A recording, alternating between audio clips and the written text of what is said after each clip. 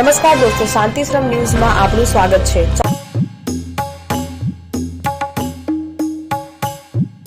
આજના સમયમાં જ્યાં લોકો પોતાના માતા પિતાને સમય આપવો પણ ભૂલી ગયા છે, ત્યાં કાંકરેજી જૈન સમાજના એક પરિવારે એવું કંઈક કર્યું છે જે સાંભળીને તમે ગર્વ પણ અનુભવશો અને આંખો ભીની પણ થઈ જશે।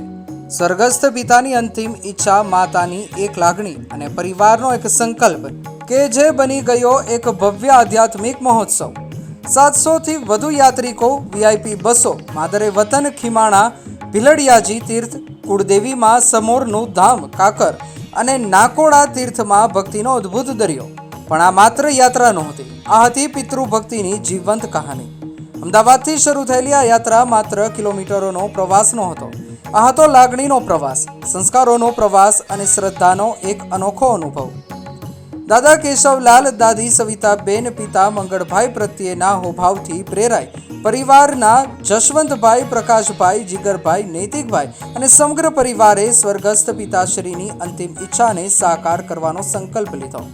માતૃશ્રી રંજનબેનની એક ભાવના હતી કે પરિવાર ભેગો થાય, ભક્તિ થાય અને પિતાની યાદને જીવંત રાખવામાં આવે, અને એ જ ભાવનાને ઉજાગર કરવા ત્રિદિવસીય નાકોડા પ્રેમ મંગલ સ્પર્શ યાત્રાને એક ભવ્ય મહોત્સવમાં ફેરવી દેવામાં આવી। 700થી વધુ યાત્રિકો, લક્ઝરી વીઆઈપી બસો અને ઉપકારી પૂજ્ય ગુરુ ભગવંતોની પાવન નિશ્રા।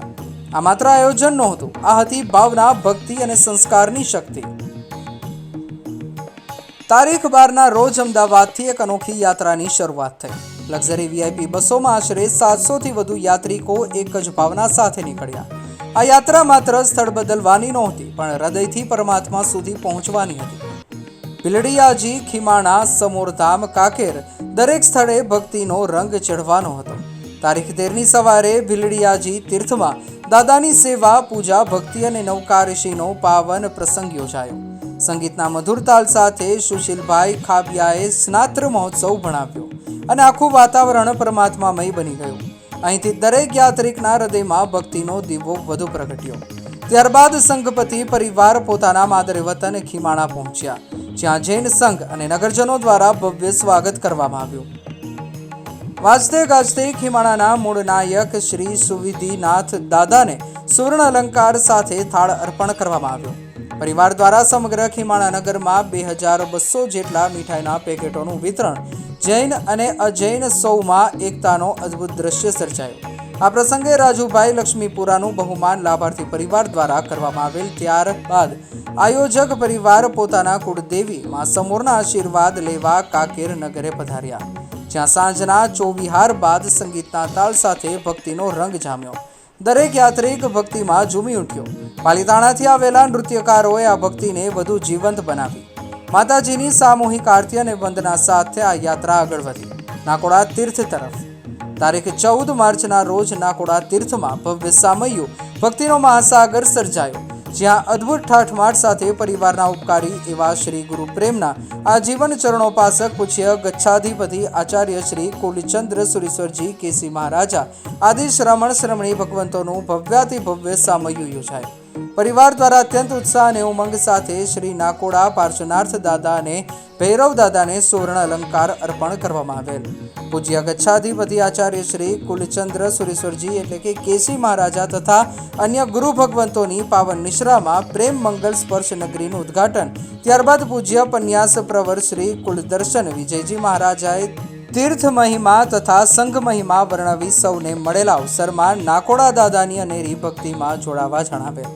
આ પ્રસંગે સભા સંચાલન પંડિતવર્ય હિતેશભાઈ ડોસલિયાએ કરેલ, તેમજ બપોરે સાધર્મિક ભક્તિ બાદ સ્નાત્ર મહોત્સવ યોજાયો। સાંજે એક એવો પ્રસંગ આવ્યો જ્યાં દરેક હૃદય સ્પર્શી ગયું।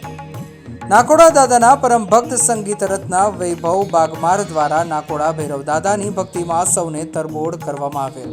સાથે જ માતૃપિતૃ વંદના કાર્યક્રમમાં, જેમાં પંડિતવર્ય હિતેશભાઈ ડોસલિયાના શબ્દોએ સૌના નયનોમાં આંસુ લાવી દીધા। દરેક વ્યક્તિ પોતાના માતા પિતાની યાદમાં ભાવુક બની ગયો। આ ક્ષણે આ યાત્રા માત્ર યાત્રા નહોતી રહી, આ બની ગઈ ભાવનાઓનો સાગર। તારીખ 15ના રોજ પધારેલ સૌ યાત્રિકોએ પરિવારજનો સહ નાકોડા દાદાની પૂજા કરેલ, જેમાં નાકોડા ભૈરવ દાદાને અત્તર છંટકાવનો લાભ હસુભાઈ ઝવેરી પરિવાર દ્વારા લેવામાં આવેલ. નવકારશી બાદ સૌ નાકોડા ભૈરવ દાદાના પૂજનમાં 306 જોડા જોડાયેલ.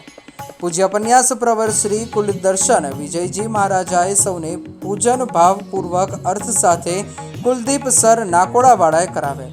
સૌ આરાધકોને દાદાની પાવન પ્રતિમા તથા ઉત્કૃષ્ટ પૂજન સામગ્રી આયોજક પરિવાર દ્વારા અર્પણ કરાયેલ. આ પ્રસંગે પૂજ્ય ગચ્છાધિપતિ આચાર્ય શ્રી કેસી મહારાજાએ સૌને આશીર્વાદ આપેલ. પૂજ્ય સાધ્વી ભગવંતોએ પાવન પ્રેરણા સહ આશીર્વાદ આપેલ. પૂજનમાં વિવિધ વિધાન કુલદીપ સરે ખૂબ જ ભાવપૂર્વક કરાવેલ અને સંગીતનો તાલ સુશીલ ખાબિયા તથા ત્રિલોકભાઈ મોદીએ પૂરો પાડેલ.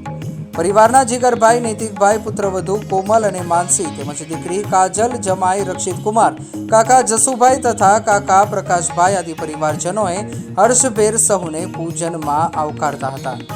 આ યાત્રાનો એક ખાસ આકર્ષણ પરિવાર દ્વારા તૈયાર કરાયેલ એક અદ્ભુત AI વિડીયો રહ્યો. મંગળભાઈના જીવન અને સંસ્મરણોને હિતેશભાઈ ડોસલિયાના હૃદયસ્પર્શી શબ્દોમાં રજૂ કરવામાં આવ્યા.